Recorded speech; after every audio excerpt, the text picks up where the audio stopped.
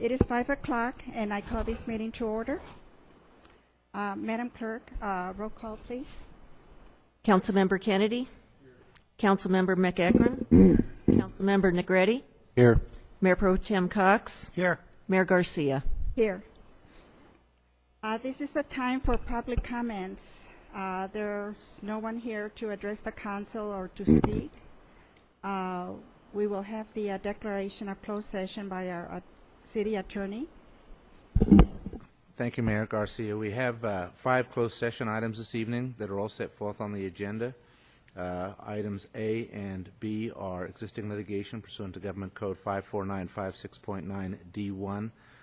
It's the SEC versus City of Victorville. The title of the case and the case numbers are set forth on the agenda, and one of those is for the Airport Authority, the other for the City Council. Item C is also existing litigation pursuant to Government Code 54956.9 D1, and that is Frank Lindsay versus City of Victorville. And again, the specific title of the case and case numbers are set forth on the agenda. Item D is Victorville Housing Trust item, and it's real property negotiations pursuant to Government Code 54956.8. There are 2 negotiations involved. The negotiating parties are set forth on the agenda, as are the parcel numbers. And lastly, we also have the special meeting notice, and we have anticipated litigation pursuant to Government Code 54956.9. Potential is 1 case, and it's actually under subdivision 9E1. And to the extent there is any reportable action with respect to any of those items, we will report it either at the conclusion of the closed session or at the commencement of the 6 o'clock regular meeting. Thank you. Are there any questions from our city attorney? We just need to also formally open the special meeting, which I just announced the closed session for. Right. Okay, so now we go into closed session? Correct, and the record reflects that we have both the special meeting open and the regular. Okay, we will go into closed session, and we will return at 6 p.m. for the regular city council meeting.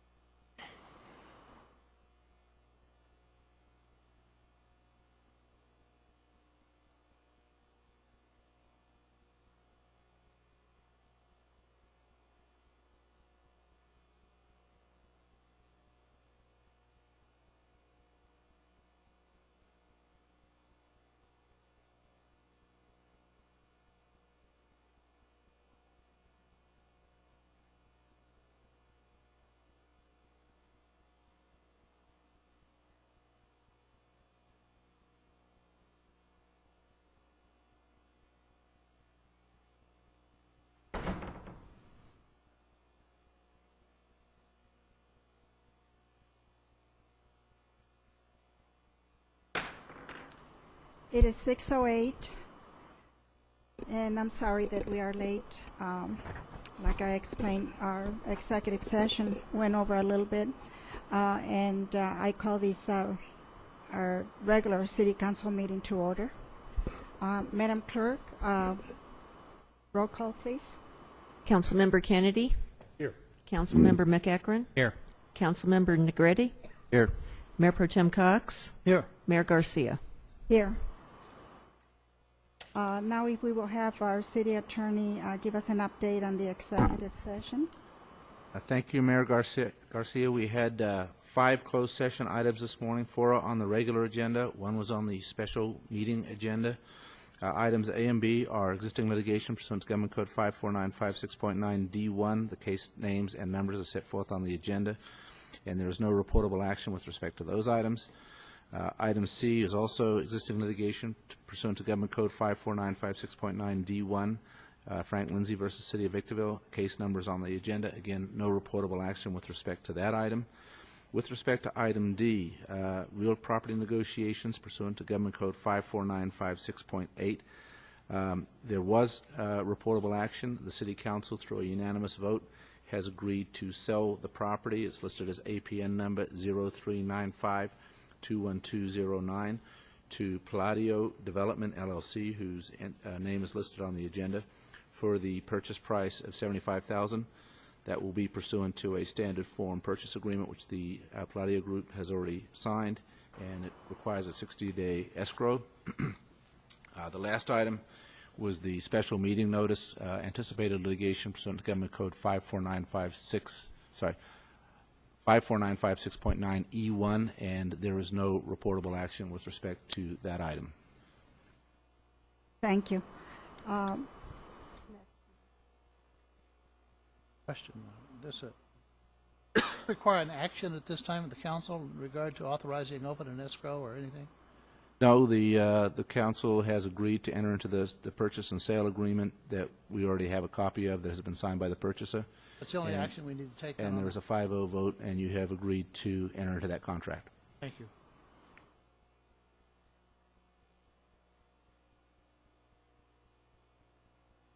And now we will have the invocation and remain standing, and Chief Sam Lucia will give the pledge.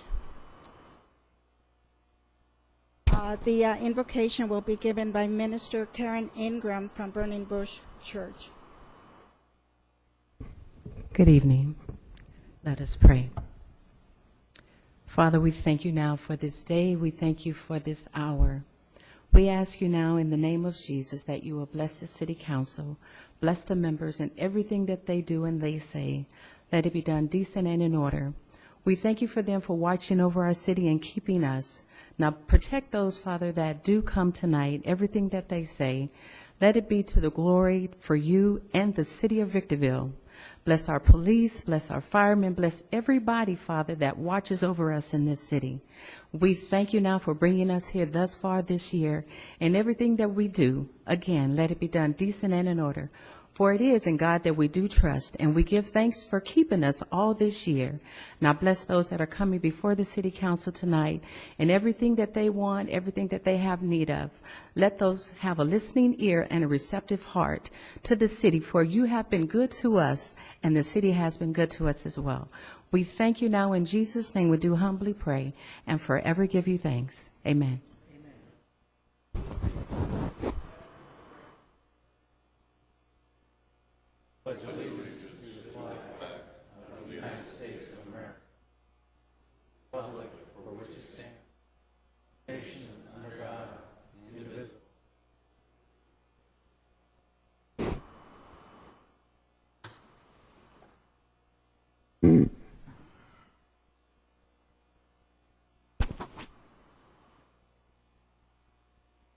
Now, Madam Clerk, will you please present the agenda to the council?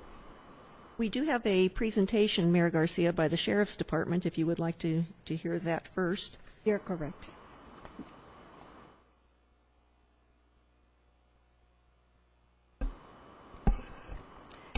We have a presentation by Sheriff's Department, Positive Change, Not Spare Change program.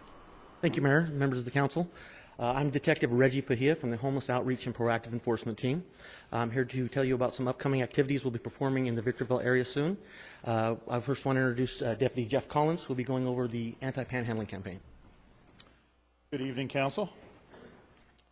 Part of the recently formed Sheriff's Hope Team, here to advise of a new campaign that we're starting that the Sheriff has implemented called Positive Change, Not Spare Change. Panhandling is an issue, obviously, that affects us nationwide, but here in the high desert, we see it on a daily basis.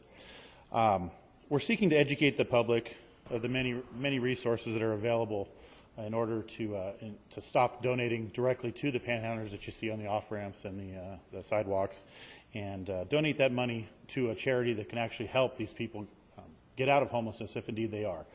In our research, we've discovered that about 60% of panhandlers are not even homeless. Many of them seek this monetary assistance to support their habits, such as drugs, alcohol, cigarettes, whichever. However, there are many resources out there that will provide assistance to them to get out of this. Substance abuse programs, housing programs, a variety of things that are available.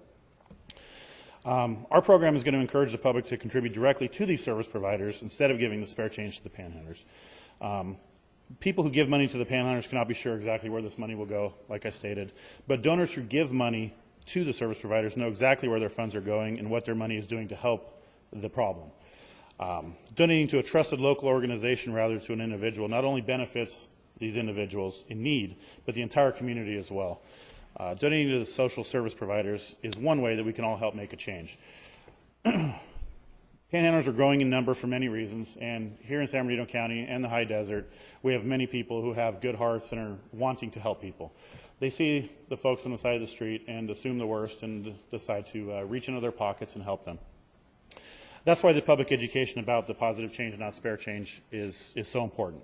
We must educate our residents, visitors, and businesses on how donations are more effective than handouts by providing specific information about what services are offered by the various social services in town.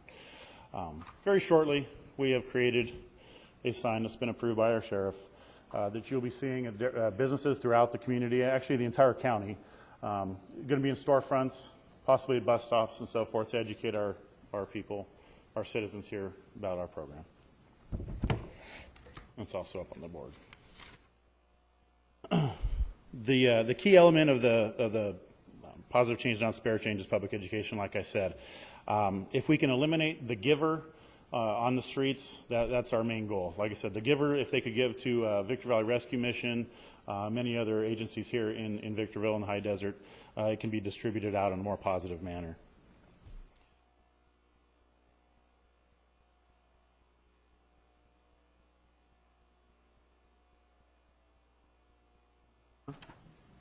Yeah, and that's the positive change, not spare change initiative that you'll be seeing rolling out very shortly.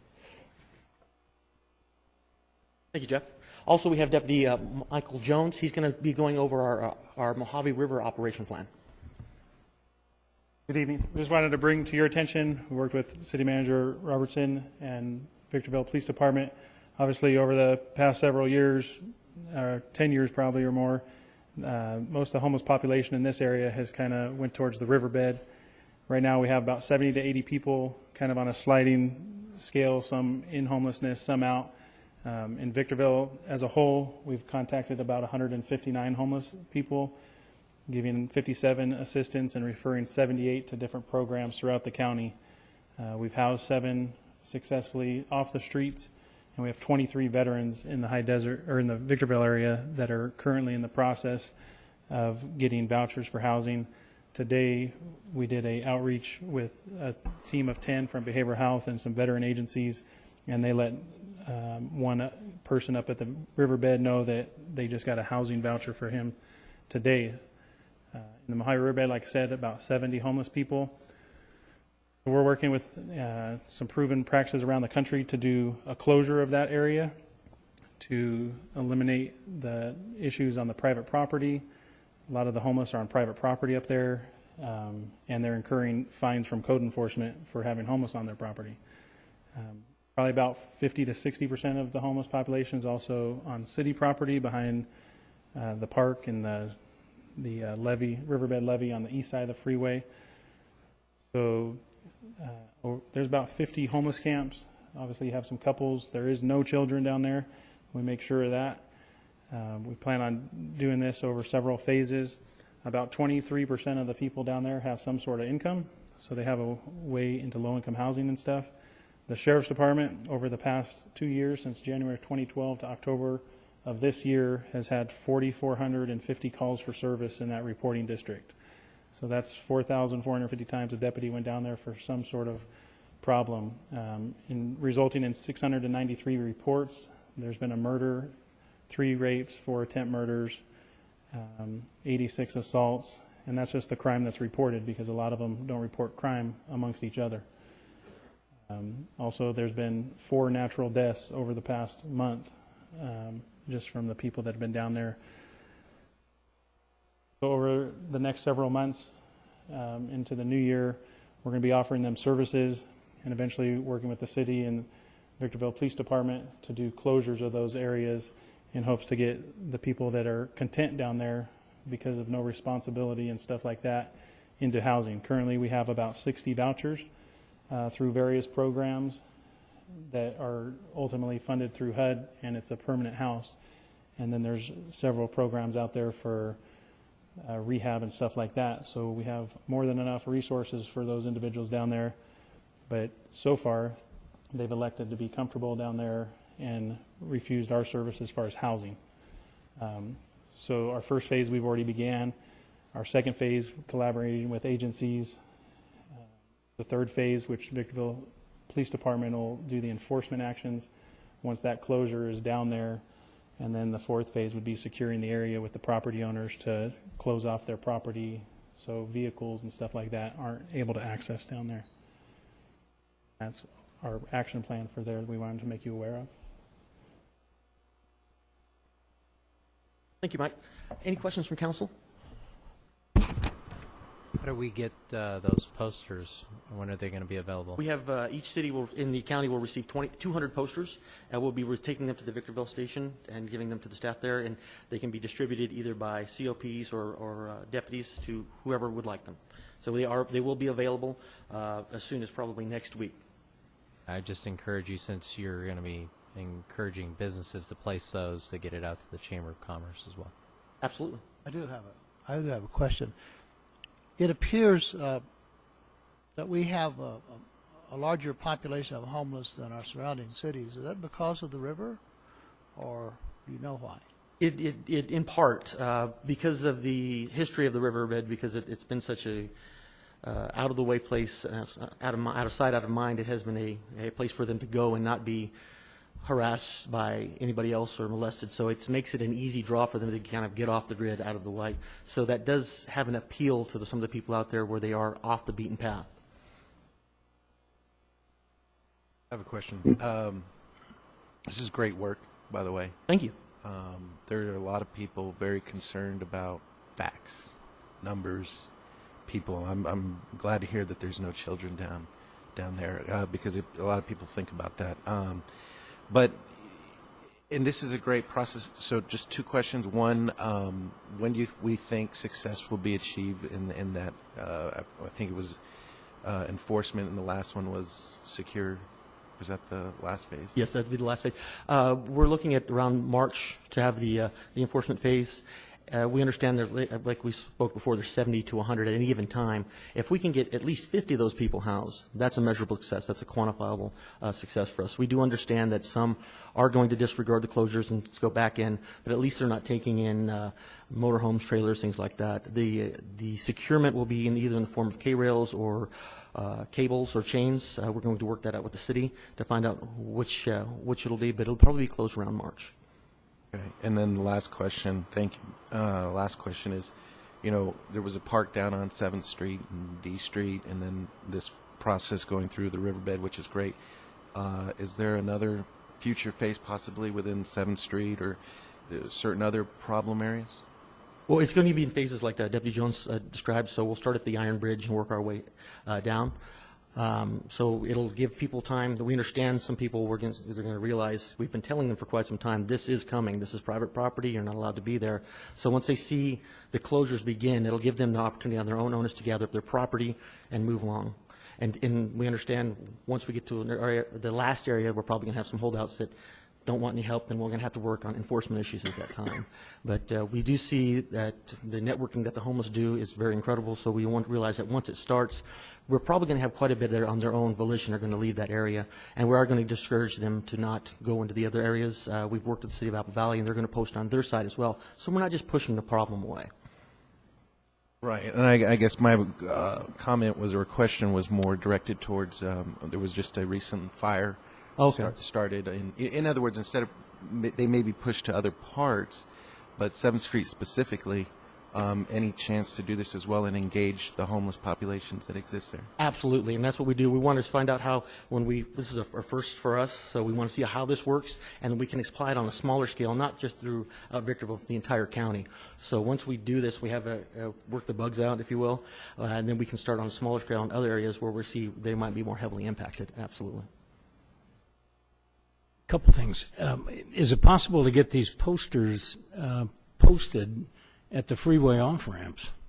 Unfortunately, we did ask Caltrans to participate with us, and they did decline. So I've presented at Sandbag at the traffic engineers session, and they have expressed interest. So it's just a matter of working with the traffic engineers to find out where they can post to be lawful. But absolutely, we'd like to see signs posted in those high traffic areas to discourage that as well. And the other one is, a year ago, more or less, we heard rumors, and I can't say they're anything more than rumors, that probation under the 109 release provision was giving folks maps to get to the river and where the encampment was. Is there any truth to that at all? We've heard the same rumors, and we have confronted actually with state parole on some of these things for the people we came across.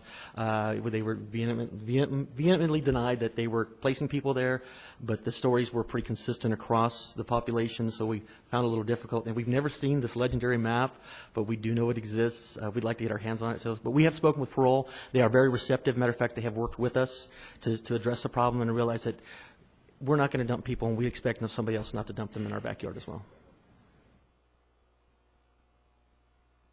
Thank you very much. Thank you very much.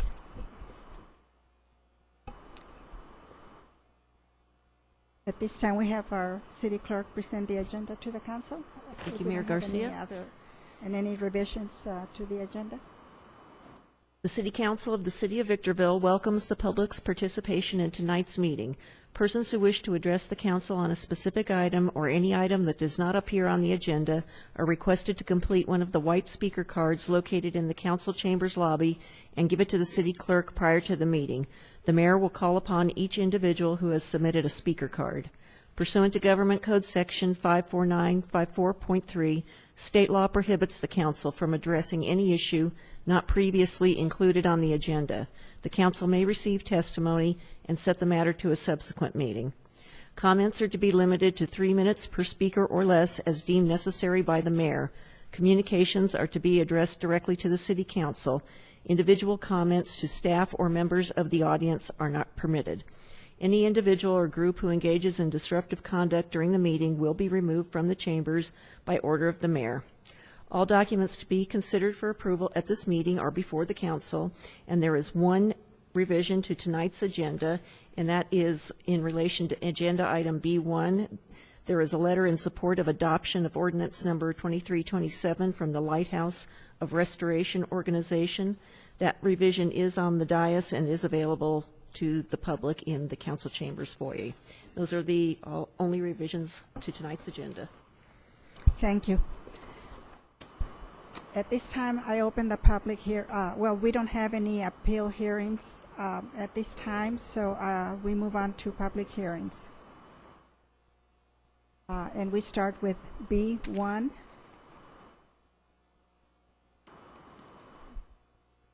A city council of the city of Victorville public hearing called for the purpose of hearing arguments for and against code amendments, adopting changes to Titles 13 and 16 of the Victorville Municipal Code, including additions, modifications, and clarifications to the residential landscaping standards.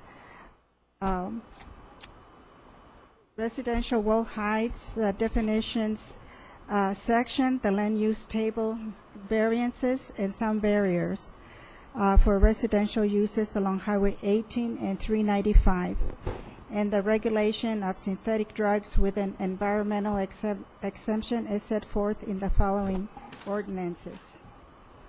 Ordinance number 2322, entitled, An Ordinance of the City Council of the City of Victorville approving the landscaping portion of Division 14-00002, a code amendment adopting changes to the Title 16 of the Victorville Municipal Code, including additions, modifications, clarifications to the residential landscaping standards and the definitions section with an environmental exemption. Ordinance number 2326, entitled, An Ordinance of the City Council of the City of Victorville approving Division 14-00004, a code amendment adopting changes to Title 16 of the Victorville Municipal Code, including residential wall heights, the definition section, the land use table variances, and some barrier for residential uses along Highway 18 and 395 with an environmental exemption. Ordinance number 2327, entitled, An Ordinance of the City Council of the City of Victorville adding a new Chapter 13, 1330, synthetic stimulants and synthetic I can even say that we're to the Title 13 of the Victorville Municipal Code, prohibiting synthetic drugs with an environmental exemption. And I do have some cards. So I open the hearing at this time, and I do have some cards. So do I call them up at this time, or? Yes, I believe cards have been submitted. Okay, for very this good. item. Okay, the first one that I have, I will call two, the first one and then the second one, so you can be ready to come up because you only have 3 minutes to speak. I have Bill Hannon, the first one, and the second one will be Iris Gutierrez. Good evening, Mayor Garcia and councilmen. My name is Bill Hannon. I'm the regional chairman for the Lions Clubs in the High Desert and also a member of the High Desert Community Coalition. As some of you may know, a recent 4-page article in Time magazine stated, the most dangerous drug in America today is not heroin, isn't marijuana, nor is it meth. It's a drug called spice, a synthetic marijuana that's 50 to 100 times more potent than marijuana. You can die the first time you take it. You can have permanent brain damage, liver or kidney failure, and possibly become a paraplegic, as pointed out on a recent TV show with Katie Couric. Spice and other synthetic drugs are being marketed and merchandised for sale to children and young people. An example would be the packaging on some spice with a picture of Scooby-Doo. Another recent article in Businessweek magazine points out that synthetic drugs have become a worldwide problem, with 55 countries recently passing laws banning the sale of spice and other synthetic drugs. In 2006, synthetic drugs were a $1 billion business worldwide. Today, as I stand here, it's exceeded $25 billion. So you can see the rapid growth of this dangerous drug across the world. Kids trying to quit the habit have committed suicide, one recently here in the city of Victorville. Our coalition has waged a 3-year campaign to educate kids, parents, teachers, religious groups, service clubs, law enforcement, city councils, and many others. I'm pleased to say that several cities in San Bernardino County, as well as the county of San Bernardino, have passed ordinances banning the sale of spice in the cities and also the county, because state and federal laws have been virtually ineffective the way they were written. We urge you to be proactive and pass this ordinance tonight. Thank you. Thank you very much. Council people and Mayor Garcia. My name is Iris Gutierrez, and I'm speaking. Can you hear me? Pull it down, please. Thank you. My name is Iris Gutierrez, and I'm not here to give statistics. I'm so glad that he has them and that you could research and back them up with, you know, all of the data. I'm here to talk about one parent in particular who happens to be a very close friend of mine, Kimberly Ann Signorelli, and a year ago she lost her son. Wednesday he would have been 21. This is a parent that was very involved, very proactive. Joey was MVP in football in Apple Valley. He was a loving kid. She was a very supportive mother. Once she found out that something was wrong with her son, she didn't know that it was spice that he was using. And it was 3 years that he had been using this drug. By the time she found out what it was, and she doesn't know, I guess there's not enough information out there about this drug, she had no idea about the side effects.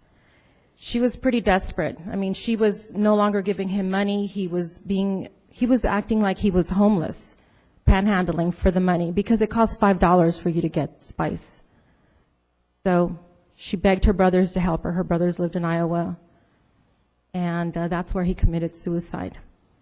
So she flew him there to save his life. And so I know that it's going to be very, very challenging for you to, you know, probably pass this ordinance. I hope not, but at least think, even if you save one life, it is so worth it. So I'm looking at that sign up there, "In God We Trust," and I trust in my city council. And like I said, he would have been 21 Wednesday, but he's no longer with us because, and I wanted to also say that I will help advocate like I have already for a year. I'm out in the media and I'm informing the community, especially in Spanish. But I trust that you will do the right thing. Thank you so much. Thank you. Now I have Mashika Russ. I hope I pronounced that right. And after you, Mashika, I have Michael Grebhorn, who will be next. Go ahead. Thank you, Mayor, Council. My name is Mashika Ross. I'm with the Lighthouse of Restoration Organization. I'm located here in Victorville, where we assist single mothers and grandparents that are raising their grandchildren in the high desert that are low-income families. I learned about the coalition a few months ago. I've been in the high desert for 9 years. I was not aware of synthetic drugs myself. I have 3 children. They attend Victor Community High School, and there's over 5 either stores or smoke shops, liquor stores, that's within the vicinity of them walking to and from, not just my children, but other children. And the reason why I'm here is to be a voice for all the single mothers out there. Some of them are working part-time, some of them are going to school, and that target market is at a very high risk. And I hope that you guys see something in this ordinance that you're able to put a stop to this or address the problem, because not only are their children out there, my children are out there walking back and forth past these stores, and all it takes is for our children to go in there with a crowd of friends, and oftentimes they're looking for a snack and they're grabbing something and they're talking to their friends. And just like he stated, these packages, they have Scooby-Doo on them. If these groups of kids are walking in talking and they grab a snack and they take this unknowingly, it can change my child's life and these other people that are here. If they don't have children, they have grandchildren, they have nieces, nephews, godchildren, and this is a serious problem that needs to be addressed, and I really hope that you guys hear us, because right now I'm not standing as an executive for the Lighthouse Restoration Organization, but I am standing here as a single mother. And I would hope that you guys will not only hear my plea, but a cry for help. I would hate for another life to be lost. Like he mentioned, one life has already been lost, and many others have, as long as also with what she's saying. So please hear us. Please do something about this. Please come together, because I'm speaking not just for my children, but all the other children that I also assist in the community of Victorville. And thank you so much. I really hope you do something about this. Thank you. Good evening. I'm Mike Grabhorn from the High Desert Community Coalition, and I thank you, Mary Garcia, for the opportunity to speak. I think we have sent you different things, and you know, you've got letters from people. You probably all have become pretty much experts on spice and the synthetic drugs. The main thing that I wanted to point out, and maybe it's more for the audience, because I think, as I said, I think you already know, these substances are labeled not for human consumption. That's a very smart move on the makers of this product, because then it does not have to go through the FDA. It can be sold to anyone of any age, and they have no liability for it. You know, this is actually a drug that's being pushed to sell to kids legally for an inexpensive price. And as was mentioned, it can be lethal. I would like to thank the City Council for passing this tonight, because I know that you will. I would like to thank the Sheriff's Department for all the work and effort that they put in for helping us eradicate this in the city at this time, and for all the members of the coalition and other organizations in the city of Victorville that are behind us on this. And I thank you again for the opportunity. Thank you. Thank you so much. Frank Kelly, and then after Frank, I have Lovella Sullivan.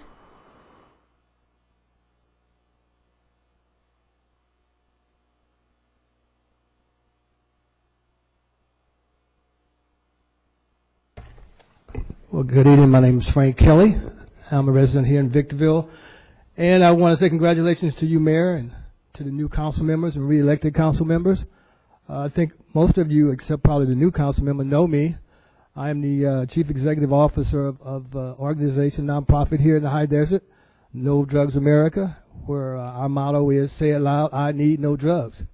And I have been around here for the last 10 years, and our whole focus is to educate parents and kids about the dangers of illegal drug use.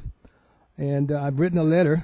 I didn't get a chance to get it to you guys, but I'll read it to you regarding synthetic drugs ban ordinance here.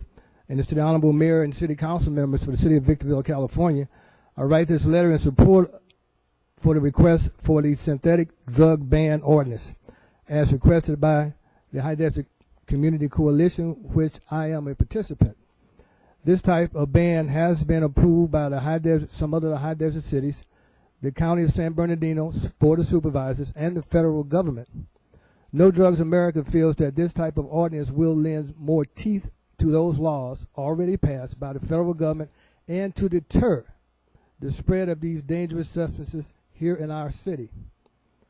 The ordinance will be a proactive effort to help reduce the dangers of those most vulnerable to using these substances, which is, of course, our kids. And as you've heard about the kids dying. I even marched here in the city in protest with Joey's mom to close some of the smoke shops. So I encourage you all to take a look into your hearts and realize this is an opportunity to make a difference in the lives of so many people, and mostly kids, and the community that you serve. We will never eradicate drugs in our communities, but this is a good start to slowing the sale of those drugs down. The nature and the extent of drug abuse in the United States is enormous, but you can help change the statistics here in the High Desert by issuing the ban on synthetic drugs. Thank you. Thank you very much. Yeah. Good evening, council and staff. Those of you who know me know that if I get off on a tangent, I can be quite long-winded, so I have typed it all out so that I remain within the 3 minutes. My name is Lovella Sullivan. I'm the marketing director at Victor Valley Global Medical Center, and I'm also vice president of Global Strategies Management. I'm here tonight to urge you to support a local ordinance to address synthetic drugs in Victorville. I know kids are buying these toxic chemicals because our doctors and nurses have encountered patients who have showed symptoms synonymous with the use of these dangerous synthetic drugs. These drugs can lead to death and already have for at least one young man that we have learned of this evening. I'm told he had been smoking the spice for more than 3 years. What many teens don't realize is that these drugs can cause death from one use. One time they can be hooked. I wish I could provide you with accurate numbers as to how many patients we've seen who have used synthetic drugs. Unfortunately, due to the limited availability of tests for these drugs, hospitals like mine have little data on synthetic drug-related emergency department visits. But I can tell you from conversations from our emergency room staff, there are multiple cases where these drugs are suspected. I am extremely concerned as a parent and as a hospital that these dangerous drugs are still available in Victorville. Your support of a local ordinance will reassure our community that our city is taking every step necessary to ensure your youth, our youth, and the community at large are being protected. Thank you. Thank you. I have no other cards for item B1. So now we have B2. We're going to item B2, a city council of the city of Victorville public. Mayor Garcia, yes. you first need to close the public hearing on item B1, and then we should take a motion to adopt the resolutions related to B1. Okay, I make the motion to close item B1. You can actually just close the public hearing Oh, formally. I close the And then request a public hearing. motion for approval and or any comments from council members with respect to item B1. Good, okay. I close the public hearing, and I ask for a motion to accept item B1.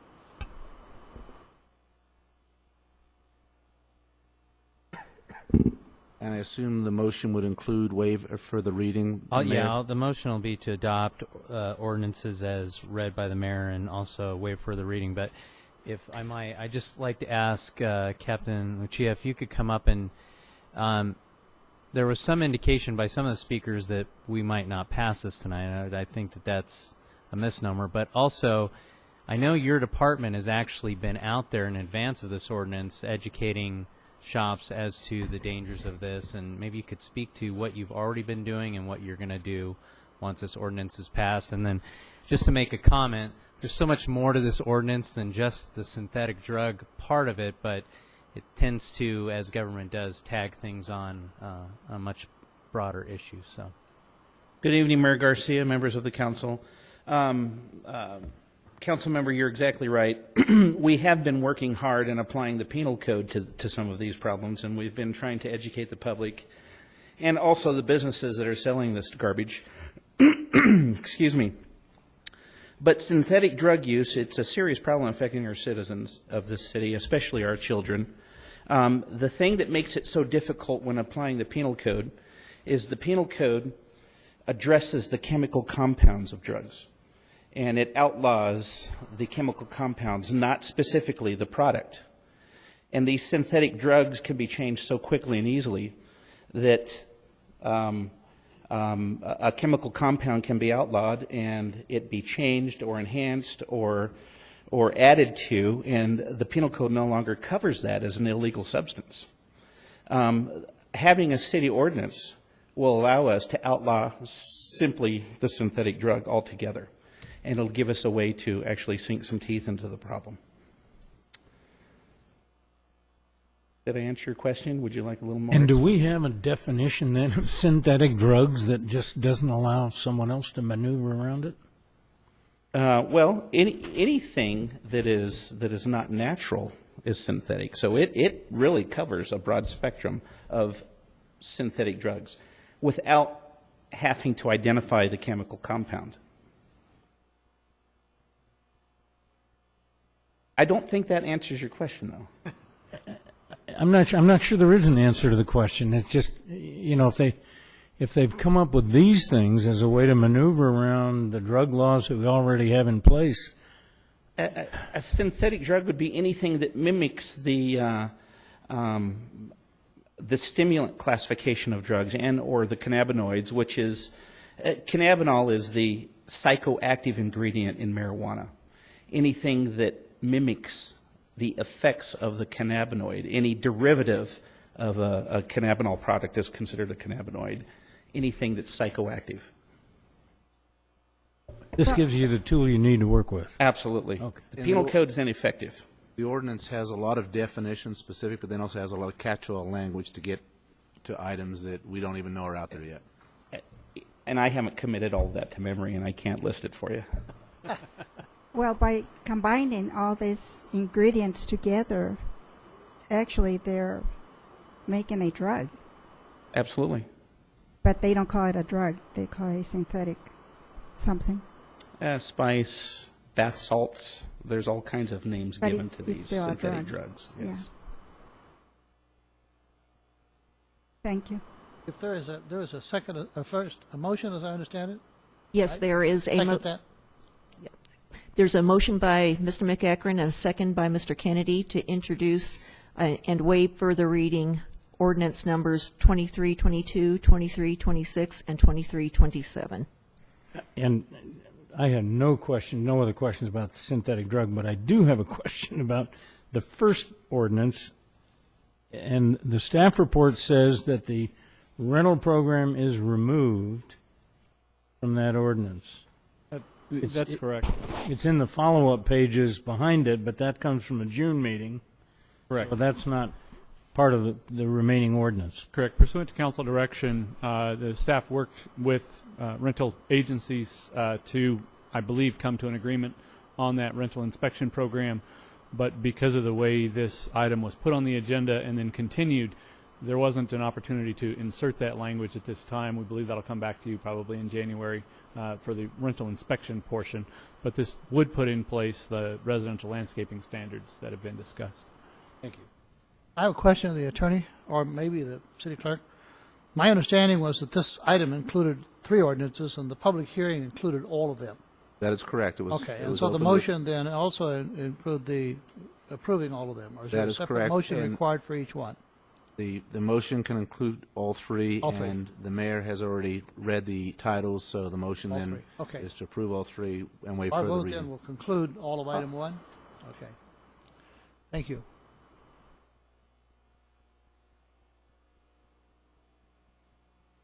The motion carries unanimously. So now we're moving to B2. Yes. A city council of the city of Victorville public hearing called for the purpose of hearing arguments for and against amending chapter 13.90 of the Victorville Municipal Code relating to the places in which registered sex offenders may congregate to align with the state loitering law as set forth in ordinance number 2328 entitled an ordinance of the City Council of the City of Victorville amending Chapter 13.90 of the Victorville Municipal Code relating to the places in which registered sex offenders may congregate to align with state loitering law. And then I read A and B.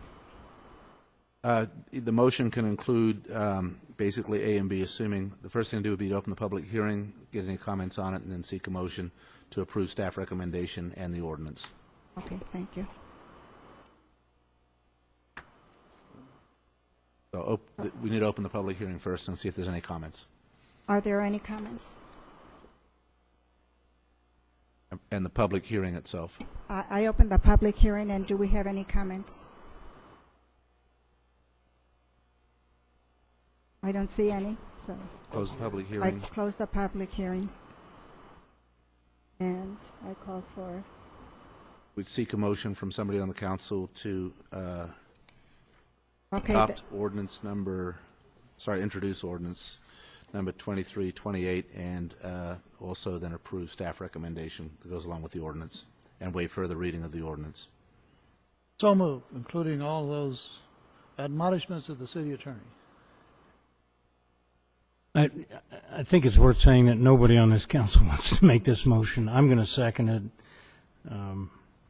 We are trapped in state law, and if anybody's unhappy about this motion and this ordinance that we're passing, what you really need to do is go take a look at your state legislatures, because they're the ones that created the state law that we're bound to live with.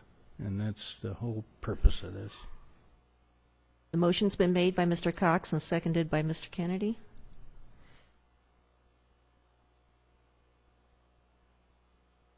Motion carries unanimously.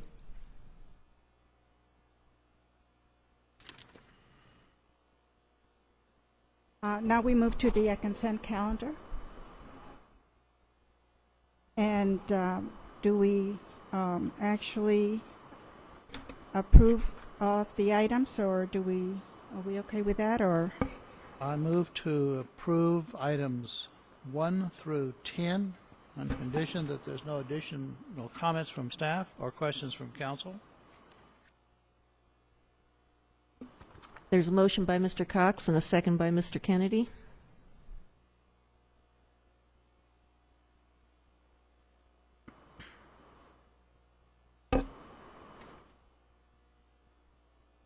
Mr. Negrete, may I get a vote from you? Thank you. Motion carries unanimously.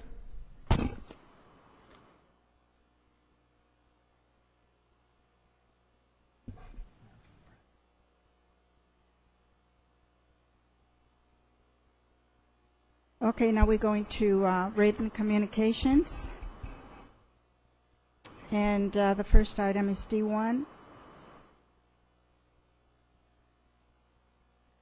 Request the City Council approve the award of a construction contract to Embray Electric, Inc.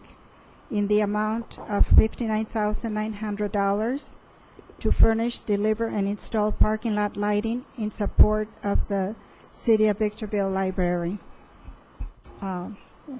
Any comments?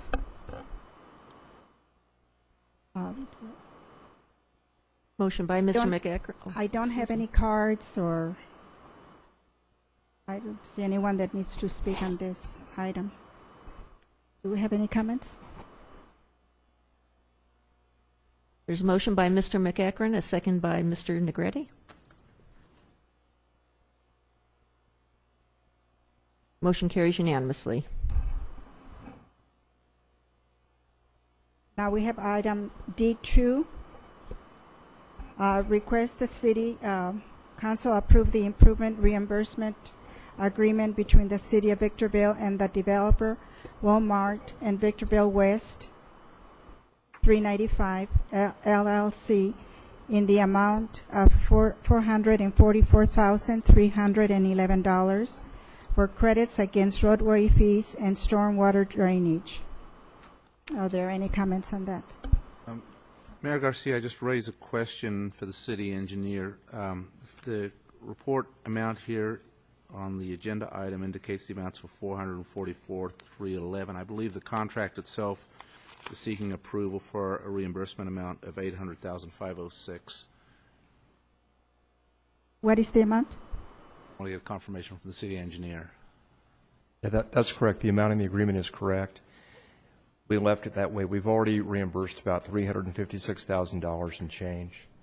And so what's reflected in the staff report would be the balance left to be reimbursed.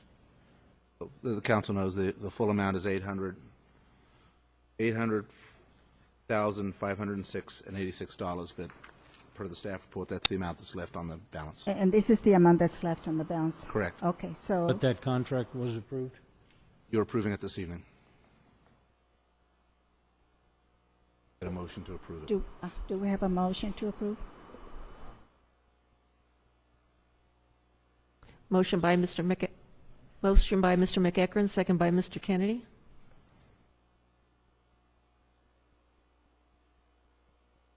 Motion carries unanimously.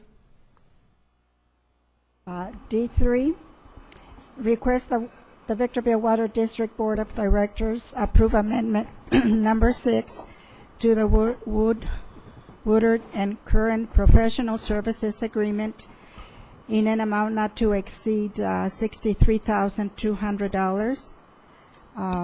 Do we have a motion or any comments on that?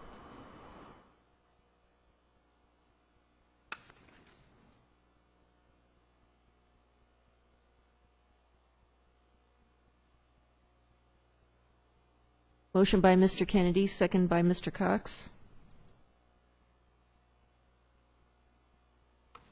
Motion carries unanimously. D4, request the Victorville Water District Board of Directors approve a consultant professional services agreement with NBS for a water rate study in the amount of $41,525. And number 2, appropriate an additional appropriation of $45,700 for the full amount of the agreement plus contingency. Any comments on that? If not, then we make a motion. Motion by Mr. Kennedy, second by Mr. Cox. Motion carries unanimously. D5, and I do have one card here. Carrie Leon.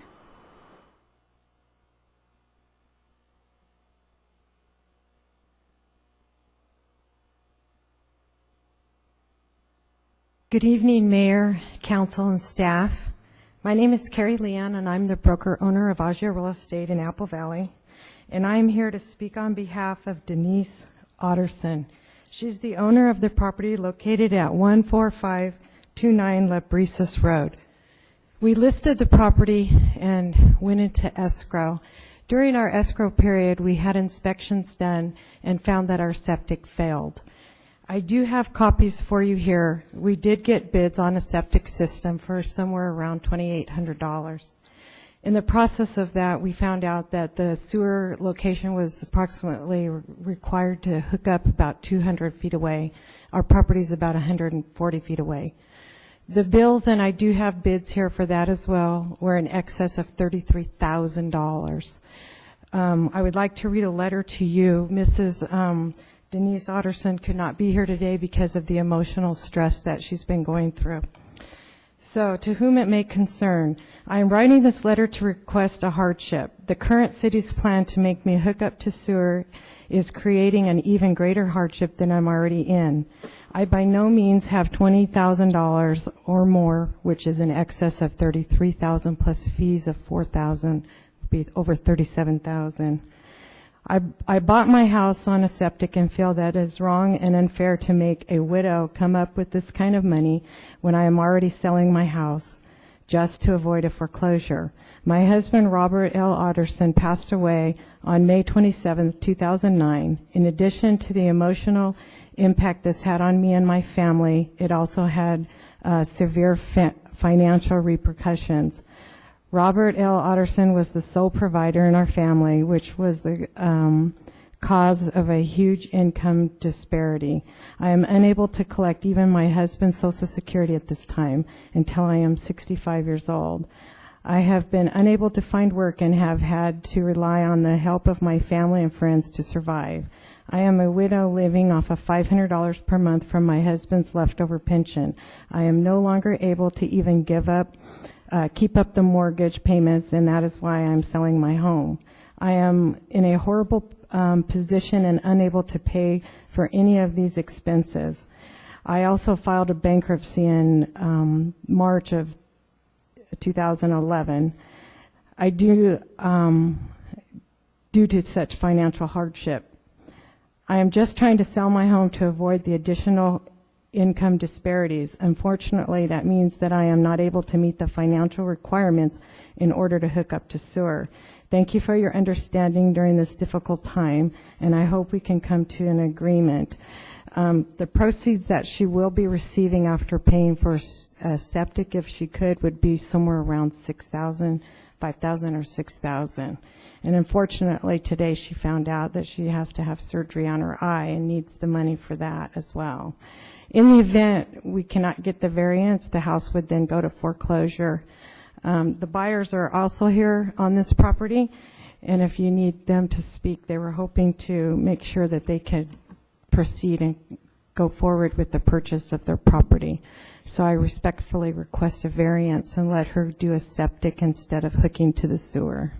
And I do have the copies of all the bids if you'd like to see that. Do you need that? No, thank you. It's not necessary at this time. Okay. Do you have any questions? Well, D5 is a request for the City Council to approve or deny the request for variance from the requirement to connect to the public sewer system for 14529 La Brisa Road. Correct. I don't have any additional questions myself. I don't know if any of council members do. No questions? Okay, thank you. Thank you very much. Move to approve? Well, the motion would be to either approve or Approve the deny. request? Yes. Motion by Mr. Kennedy, second by Mr. Negretti to approve.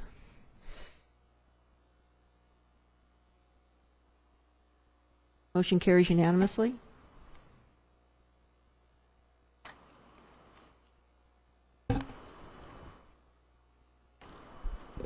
Now we have item number D6, and I do not have any cards.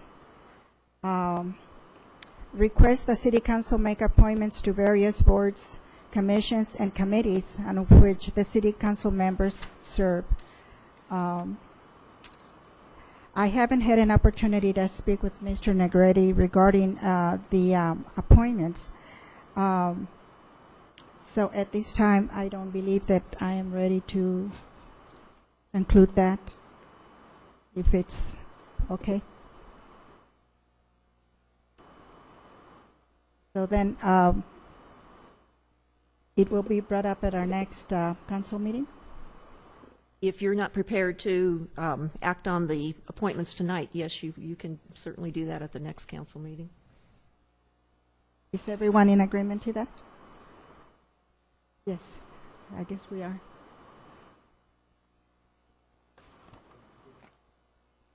No, we will bring it up at the next meeting.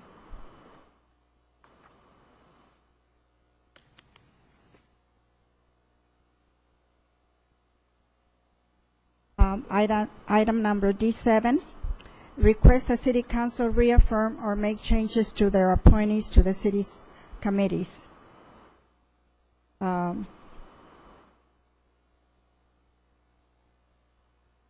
Is anyone making changes, or I believe Negretti needs to appoint someone? Are you prepared to do that tonight? Yes, I am, Mayor Garcia. Go ahead. Okay, we have two committees that need appointees. The first one would be for the Planning Commission, and I'm proud to introduce Lionel Dew, who's here today, as my appointee.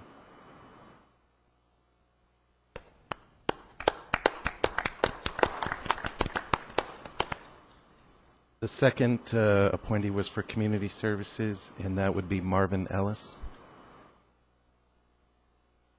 That's it. Thank you very much. So it'll be recorded as such. Those would require a vote to just confirm those of the Oh, council. It is? Okay. Yes, they do. So we make a motion here. Motion by Mr. Negretti, second by Mr. Kennedy.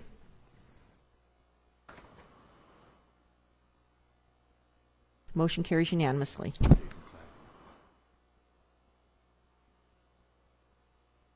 Now we have item D8, request the City Council rescind resolution number 14-065 and revoke the certificate of public convenience and necessity for non-emergency medical transportation for R&B Systems, Inc.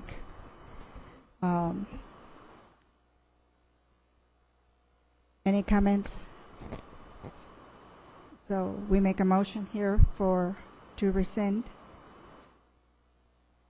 Motion by Mr. Cox, second by Mr. McEachran.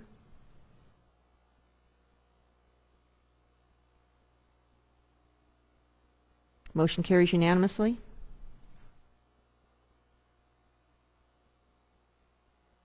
Item number 9, the request for the City Council to cancel the January 6, 2015 regular meeting.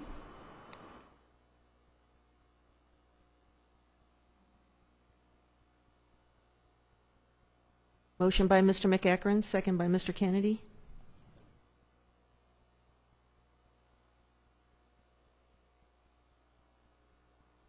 Motion carries unanimously.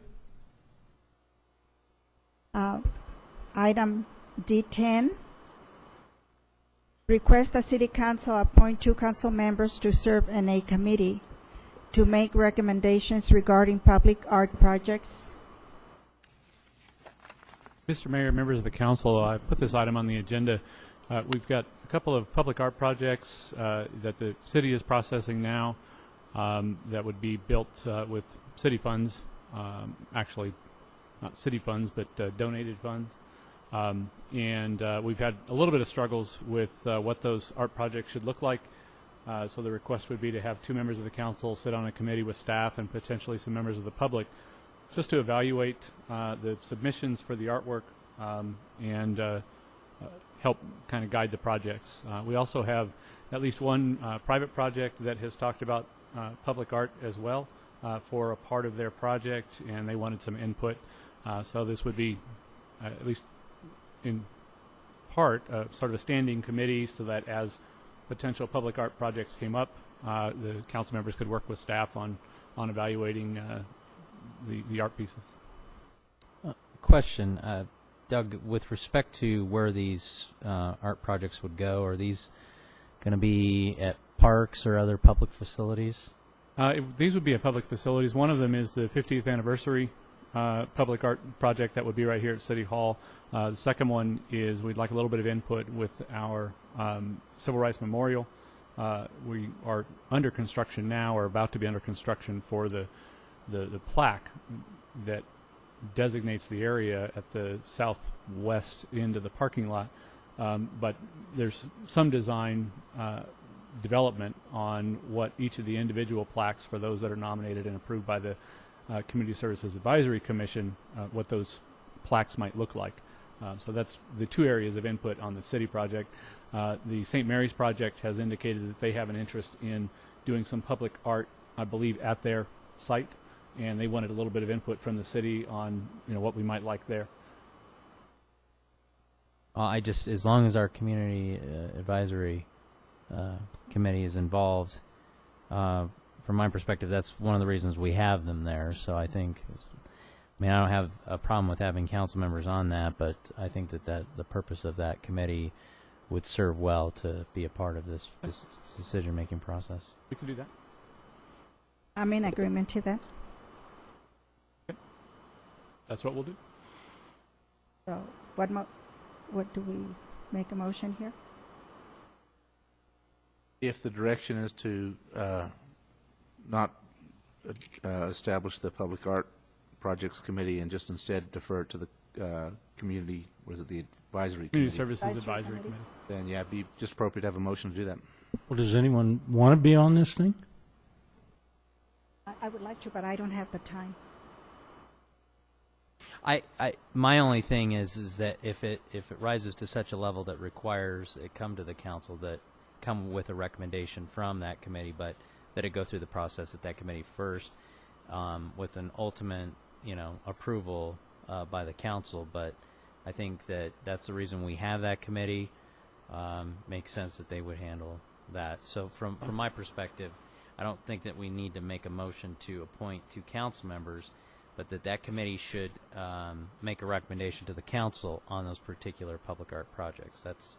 That's just my take on it. The rest of the council may have a different opinion. You think they're concerned about coming up with an idea and bringing it here and that we will somehow reject it, or? No, I don't. This hasn't gone to that committee at this point. So the 50th anniversary project sort of had this structure in mind with a couple of council members, some community members, and working with the staff. So I think having all of these items, public art items, go through that committee is an excellent suggestion. That'll be my motion if it's so appropriate. Motion by Mr. McEachern, second by Mr. Kennedy.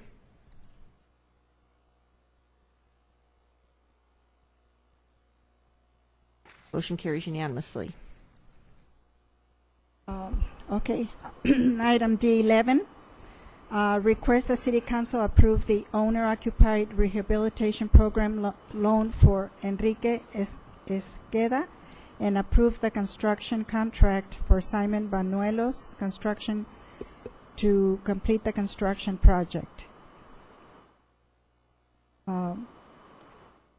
Any? Does this have to be modified by the item we discussed this afternoon? I believe so. I'll let the attorney explain that. I think what staff is looking for is a motion to approve this, subject to staff refining further the scope of the work related to the contract. But only related to the contract. Correct.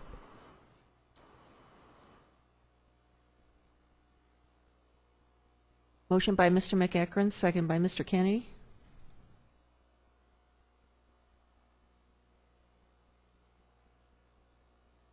Motion carries with Mr. Cox abstaining.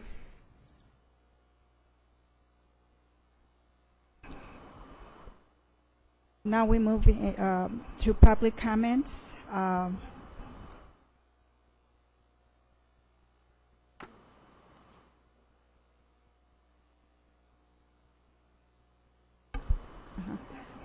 If anyone is interested in coming up and speaking on any item or anything that they need to speak on. I don't have any cards. Does anyone want to come up and speak? Okay, there is no one. So now we're going to reports from city manager. Just a reminder for the council and for the public especially is that City Hall will be closed starting December 24th through, we will reopen again on January 5th. Most of those days are holiday days or weekend days or a furlough Friday. There's 2 days in there that are furlough days that most other agencies don't have, so the employees aren't paid for those days. It's taken out of their pay throughout the year so that they can have that whole week off. I don't know if that's a gift to them or not in that regard, but so we will be closed for it's about 10 or 11 days or so in there. But there will be certain city services still available. Things like police and fire obviously will be available. Our public works staff will be on duty, at least a skeleton crew in the event of a major incident that requires a road closure or water. And then even our development departments, if there's a specific need from somebody wanting to do some development work, we can call in staff over that time frame. If you need inspections, please get a hold of whatever department it is before we close so that you can be sure and get those things scheduled in the event that's necessary over the holidays. Thank you. And Merry Christmas. Reports from council members. I'll start with. Just one item. I had a chance last week to spend a week with my wife and daughter and the Hubers in Cabo San Lucas. The city of Victorville for some years had a sister city program, I think, with the fire departments at San Jose del Cabo and Buena Vista. And that whole area, as all of you know, was struck by the worst hurricane in their history, in any recorded history. It was just tremendously damaging to the entire community. We had a chance to tour a lot of the city, not just the party areas, but a lot of the residential areas, and they're recovering rapidly. The resorts are doing well. The resorts are critical to that population, to their economic health. The folks there are doing well, and they're a very resilient, courageous bunch of people. Just might like to know that. Thank you. Anyone else? Madam Mayor, congratulations to Councilmember Eric Negretti. This is your first meeting, and I think you see the importance of the items that come before the City Council, where the public looks at this body for critical decisions, and sometimes it's difficult. I know the one tonight that we talked about how do we take things off the market when we know it's destroying our young people, or what happens when the state interferes and we try to have an ordinance that we think is better for the city, but we're preempted by the state. These are tough things, and welcome, and I know you're going to be an integral and important part of these decisions. To Roy Garcia, congratulations on chairing your first meeting. And to the audience and everyone who's listening, very happy holidays, Merry Christmas to you and your families, and please have a safe and happy holiday. Thank you. I have one thing to add. Oh, go ahead. Thank you, Mayor Garcia. Thank you, Mayor Pro Tem Cox, and happy holidays, everyone. As I'm looking at the many requirements and needs that we have over the city, one of my main focuses for the next 4 years is going to be quality of life. And that goes out to many things we'd like to do. We have limited resources, so we definitely need to prioritize. But going forward, one of the smaller projects I think we can do and partner with the private business community and a public-private partnership. I'd request that we have something on our next agenda regarding the feasibility of a skate park. So if we could possibly have the city staff look at that. And there is a couple of great examples of this. There's an Etnie skate park in Lake Forest. They have sponsorships from the private side. They raise funds as well, but it is a city-owned property. So that's my one comment. Thank you. Mr. McCochran? Yeah, just, after our letter that was sent to Adelanto regarding additional prisons in the high desert and why are we getting involved at this point in time and as to that whole issue, I think it's important to note that we had a change on our council. We had a new member come on our council. Adelanto had a new mayor and 2 new council members. They had 3 people change on their council. But I think it's just interesting to note, I think all the cities in the high desert have worked collectively together to try to improve upon the business climate, the quality of life. And what happens in one city affects all of us. And so for us to operate in a vacuum makes absolutely no sense anymore. I think the days are gone where each individual city can make a decision in and amongst itself and not have an effect on the neighboring jurisdictions. Victorville is right next door to Adelanto, so it's going to affect us the most. But even Apple Valley and Hesperia, when you talk to the majority of those council members or even any of the outlying county areas, they all tend to be opposed to having additional prisons in the high desert. So I think the mayor's call for a regional discussion on this issue needs to occur. I think it needs to happen, and it needs to happen as quickly as possible, understanding that we have the holidays. It's probably not going to happen until 2015. But telling Victorville to shove it does not do anything to help things in the high desert. It doesn't do anything to improve the quality of life. And I was reminded by that particular council member who came over to our city trying to tell us what we ought to do with a particular interchange and what we should name it. We all have an effect on each other and what goes on in this high desert. And for any particular council to just operate within a vacuum anymore, it's just not conducive to the quality of life for all of us, not just any one particular city. So I make those comments just to continue to encourage our mayor and our city manager to work with the other cities to get that discussion scheduled, because I think it's important that we have it. Certainly. Others? I believe we don't have anything else coming before this council, so this meeting is adjourned.